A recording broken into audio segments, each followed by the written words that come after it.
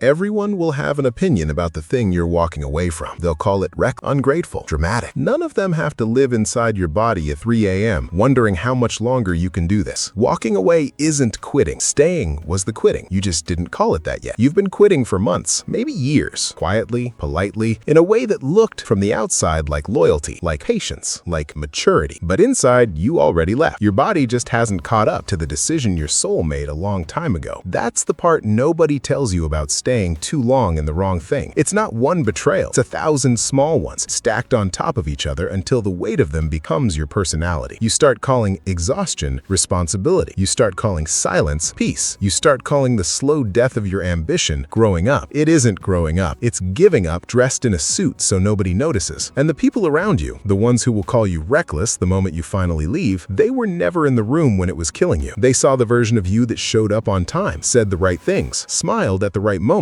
They never saw the version of you that sat in your car in the parking lot, unable to move, dreading the door in front of you. They never saw you lying awake doing the math on how much of your life you've already spent on something that stopped serving you years ago. So understand this now, because it will save you a lot of grief later. Their opinion was never built on evidence. It was built on comfort. Your comfort specifically. The comfort of you staying exactly where you are so they never have to examine why they haven't left their own version of it. That's the part that makes people uncomfortable when someone walks away. It's not about you, it's a mirror. Every person who calls you dramatic for leaving is quietly asking themselves a question they don't want to answer. If he can walk away from that, what does that say about the thing I'm still standing in? You are not responsible for their discomfort. You were never signed up to manage other people's fear of change by staying frozen in your own life. Let's talk about what staying actually costs, because most people never do the real math. They think staying is free. They think it's the safe option. But staying in something that's killing you slowly is never free. It's just an invoice that gets delivered later with interest. Every month you stay somewhere your soul has already left, you are training your own mind to distrust itself. You are teaching your nervous system that your instincts don't matter, that your gut feeling is unreliable, that the quiet voice inside you that keeps whispering, "This isn't it," can be safely ignored. And once you've trained yourself to ignore that voice long enough, it stops whispering. It goes silent. And a person who has silenced their own instincts is not calm. They are not at peace. They are just numb. Numbness feels like peace to someone who has forgotten what feeling alive is supposed to feel like. That's the real cost of staying too long. It's not the wasted time you can, in theory, make back. It's the erosion of your own trust in yourself, and that is much harder to rebuild than a bank account or a resume. Tell me in the comments right now, before you keep watching, what is the thing you already know you need to walk away from? Don't overthink the answer. The first thing that came to your mind when you read that question is almost always the correct one. Type it out. Naming it is the first act of taking it seriously. Now here's what nobody warns you about the moment you actually decide to leave. It doesn't feel like freedom immediately. It feels like grief. You will grieve the version of yourself who believed things would get better if you just tried harder, waited longer, gave a little more. You will grieve the time. You will grieve the identity you built around staying, the loyal one, the patient one, the one who doesn't give up. Walking away means giving up that identity too, and that is its own kind of death. But here's the distinction that matters, the one that separates people who actually change their life from people who just talk about it at dinner parties for the next 10 years. Quitting is what happens when you give up on yourself. Walking away is what happens when you finally stop giving up on yourself and start giving up on the thing that required you to. Those are not the same act. They just look identical to people who were never inside your situation. You did not fail the job, the relationship, the city, the version of your life you're leaving behind. It failed you first, quietly, over a long period of time, and you absorbed the failure so completely that you started believing it was your fault for not being able to make it work. That is the oldest trick the wrong situation plays on you. It makes you think the problem is your tolerance, when the problem was never your tolerance. The problem was that you had any tolerance for it at all. Think about the people you actually respect, not the people you're told to respect, the ones you genuinely admire. When you're honest with yourself, every single one of them at some point walked away from something everyone told them not to leave. A job that was stable, a relationship that looked fine from the outside, a city, a circle, an identity that everyone else had already accepted as permanent. They were called reckless in the moment. They are called visionary in hindsight. The label depends entirely on which side of the decision you're standing on when you judge it, and outcome is the only thing that changes the label, not the decision itself. This is the part where I need you to actually hear me, not just listen. If this video has said one true thing to you so far, if any part of this has felt like it was written specifically about your life, then subscribe subscribe right now before you keep watching, because everything after this point builds directly on what you just heard. And this channel exists for exactly one type of person, the one who is done negotiating with their own decay and ready to build something real. If that's not you, this isn't gonna work, and you should close the video now. But if it is you, if some part of you just felt seen for the first time in a long time, hit subscribe, because what's coming next is the part where we talk about what you build after you walk away, and you don't want to miss that, because walking away is not the finish line, it's the starting gun. And most people get this backward. They think the leaving is the hard part, so once they've left, they relax. They think the discomfort is over. It isn't. The leaving is just the removal of resistance. What you do in the silence that follows, that's the actual test. That silence will feel unbearable at first. You've spent so long filling your days with the noise of the thing you left, the obligations, the routines, the small emergencies that gave you a reason not to sit with yourself, that when it's gone, you'll be left alone with your own mind for the first time in years. Most people cannot survive that silence. They rush to fill it with something new, just to avoid facing themselves. A new relationship, a new distraction, a new version of the exact same trap, dressed differently. Do not do that. Sit in the silence. Let it be uncomfortable. That discomfort is not a sign that you made the wrong decision. It's a sign that you're finally feeling something real after years of being numb. Numbness was never peace. It was just the absence of pain because you had stopped expecting anything better. Real peace, the kind you're walking toward now, has to be built. It does not arrive the moment you leave. It arrives months later, after you've proven to yourself day after day that you can trust your own decisions again. That fundamental trust in yourself isn't just a nice state of mind. It is the entire foundation upon which every major life decision rests. When people remain trapped for months or years in situations that erode their peace, their ambition, or their self-respect, the core issue is almost never a lack of intelligence, options, or awareness. Beneath all the rationalizations, the endless list-make, and the carefully constructed excuses, there lies a quiet, devastating collapse of self-belief, a conviction that they are simply incapable of navigating the uncertainty, the pain, or the practical fallout of stepping into the unknown. They stay not because the present is good, but because the future feels entirely insurmountable without a guaranteed map. Conversely, the act of finally walking away is rarely a clean, effortless leap. It is usually done while terrified, shaking, and surrounded by well-meaning onlookers who brand the choice as irresponsible, ungrateful, or reckless. Yet every single person who gathers the courage to walk out of the wrong room is making a profound declaration to themselves. They are choosing to stop treating their own intuition like a secondary opinion. Rebuilding that shattered self-trust doesn't happen through grand cinematic gestures. It is reclaimed brick by brick, starting with the single hardest step, staring plain reality in the face, admitting that something fundamental is fundamentally broken, and taking immediate, concrete action rather than letting another year evaporate into passive, endless overthinking. So let them call it reckless. Let them call it ungrateful. Let them call it dramatic. Their opinion was formed from the outside of a situation they never had to survive. You lived inside it. You know what it cost you, and you are the only person qualified to decide when the cost has become too high. Walking away isn't quitting. Staying was the quitting. You just finally stopped pretending otherwise. If you're still here, still watching, still nodding along because every word of this has felt uncomfortably close to your own life, that's not an accident. That's your own mind telling you something it's been trying to tell you for a long time. Comment below with one word, the thing you're finally ready to walk away from. Not the whole story, just the word. Say it out loud to yourself by typing it, because a decision that stays only in your head is easy to abandon by tomorrow morning. A decision you say out loud, even to strangers in a comment section, becomes real in a way that thinking about it never will. And if this channel is where you want to keep building after today, subscribe now. Not because I'm asking you to, because the version of you that's about to walk away from what's been killing you slowly is going to need somewhere to go next, and that's exactly what this is for.